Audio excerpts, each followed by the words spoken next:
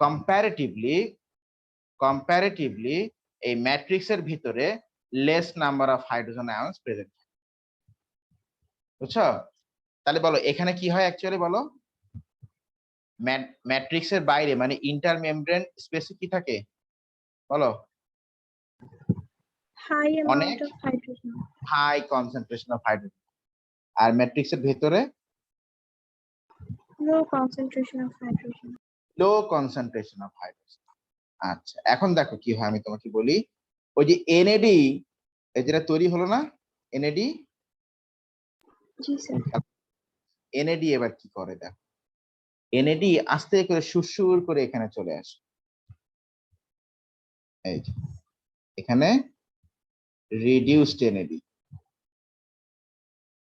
সে reduced NAD কি করে, ও ওই যে মানে এর মধ্যে হাইড্রোজেন আর ইলেকট্রনটা আছে না, বলো হাইড্রোজেন আছে আর কি আছে, ইলেকট্রন আছে। সেই হাইড্রোজেন আর ইলেকট্রনকে না ও ছেড়ে দেয়, ছেড়ে দিয়ে ও আবার, আচ্ছা এখান থেকে না, এটা এই রিডিউসড মানে এনএডি তো মাইটোকন্ড্রিয়ার ভিতরে তৈরি হয়েছিল নাকি, ম্যাট্রিক্সের ভিতরে, তাই না? ম্যাট্রিক্সের ভেতরেই তো মানে ক্রেব সাইকেল হয়েছিল নাকি? তো ওই রিডিউসড এনএডিটা কি করে, ওই ও সেই হাইড্রোজেন আর ইলেকট্রনকে ছেড়ে দিয়ে আবার ও মানে এনএডি হয়ে যায়। এখন ওই ইলেকট্রনটা মনে করো এখান থেকে এখানে যায়, এখান থেকে এখানে যায়, এখান থেকে এখানে যায়, বুঝছো?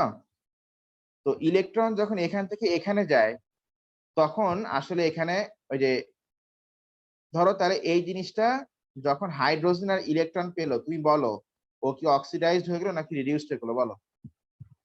অক্সিডাইজ। না, এনএডি অক্সিডাইজড হয়ে গেল। ও মানে এনএডি রিডিউস ছিল, পরে ও নিজে অক্সিডাইজ হলো। তাহলে ওকে কি করলো, ও কি হয়ে গেল, একদিন যদি অক্সিডাইজড হয় তো আরেকদিন কি হবে, রিডিউস। আমি আবার বলি, এনএডি এর মধ্যে যে হাইড্রোজেন আর ইলেকট্রন ছিল সেইটা এখন ও পেয়ে গেল, তাহলে বলো এখানে কি হলো, এইটা রিডিউসড হয়ে গেল না বলো? জি স্যার। আচ্ছা, এবার ও যদি ওই ইলেকট্রন গুলো ওকে দিয়ে দেয় তাহলে ও এখন অক্সিডাইজড আর ও এখন কি বলো, রিডিউসড। তো এই যে যখন ইলেকট্রনটা মানে ট্রান্সফার হচ্ছে না তখনই না এখান থেকে এনার্জি রিলিজ হচ্ছে। যখন ইলেকট্রন ট্রান্সফার হচ্ছে বলো